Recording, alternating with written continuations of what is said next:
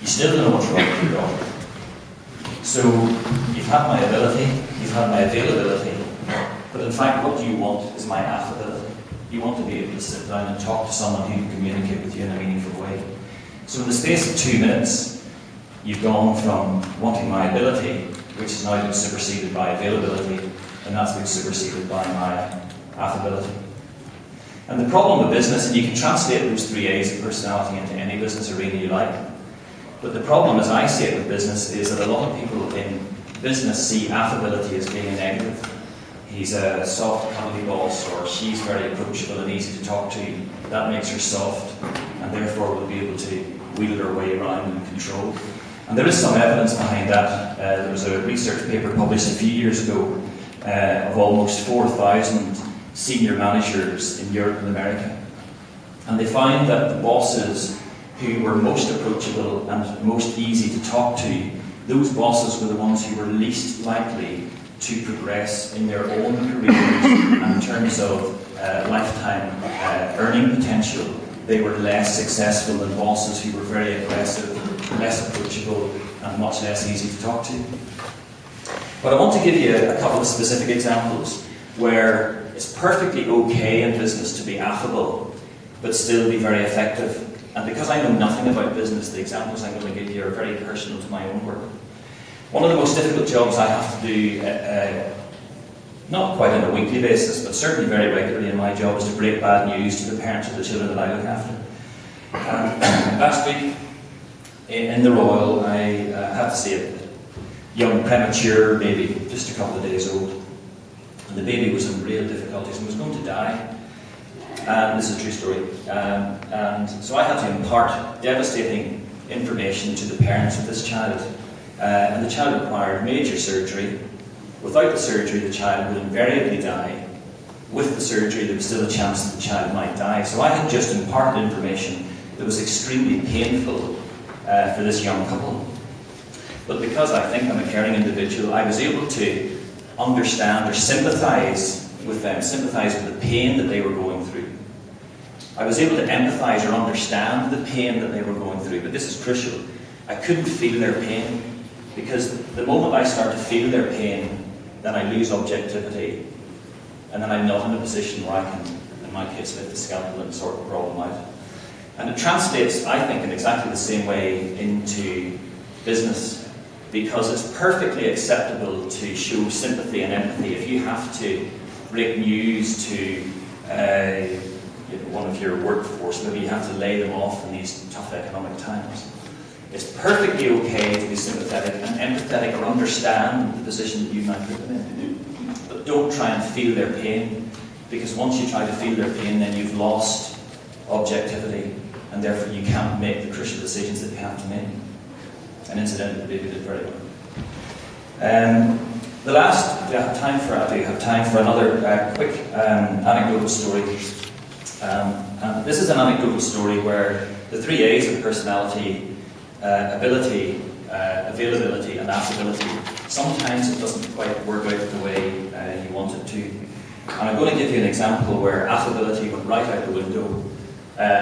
My ability failed me spectacularly, and yet in the presence of abject failure, there were shoots of success that I didn't quite anticipate, and you can translate that into any business arena you want.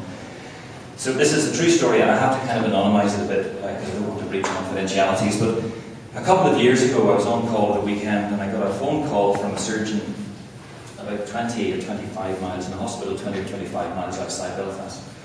And a child had been hit by a car and rushed into their hospital with massive internal injuries, and the child was whisked off to the operating theatre. And when they opened up the child's tummy, the situation was much, much worse than they had anticipated. So they phoned me for some advice, and it was quite clear that the child would never survive the journey to Belfast. So I said, fine, I'll come down to you. So I jumped in my car, hazard warning lights on, full beam, etc. And they said, great, we'll send a police escort. So I was honking Niall and Patricia that live opposite me. I think I nearly killed one of you as I sped out the drive. And normal road users were giving me some really very bizarre looks. And after about a mile or so, I was overtaken by a police car with sirens blazing. And this was now a high-octane white knuckle ride through Belfast out into the country, 90 miles an hour wrong side of the road.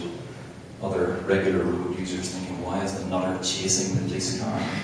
So after a few minutes we arrived in the hospital, and this is a true story. As I jumped out of my car, I realised that my daughter's arm plates were still up. So I was greeted by a member of staff and rushed up into the operating theatre, changed into my theatre blues. And it really was, I mean, I've been doing this job a long time now, but it really was, even for me, quite a harrowing scene. And there was a lot of tension in the air. And the point I'm trying to make is that I was parachuted into this disaster to take charge, and there was no time for handshakes and how are you doing, this is who I am. This was me straight in, affability, right out the window. This is, you stop doing that, you start doing that, you need to start doing that better. And after about 45 minutes, it was quite clear to me that the situation was hopeless. So this was now my gig. I'm in charge. So I decided that the whole team would go to stop, and I declared this poor child dead. So, disaster. So my affability had failed me miserably. My availability wasn't in question. I couldn't have been more available. Police escort and all that. But my ability as a paediatric surgeon had failed me catastrophically, because the ultimate failure, the child had died. So where on earth is the success in a story like that? Well, it came in two rather bizarre guises. Some of the theatre staff really struggled with this whole thing, particularly the nurses and the more junior medical staff. But what helped them enormously was that suddenly there was somebody there who was prepared to take it on the chin. Somebody senior from outside their organisation was prepared to come in and say, this is my disaster. Okay, I am now abdicating you of all responsibility. Okay, this is my failure.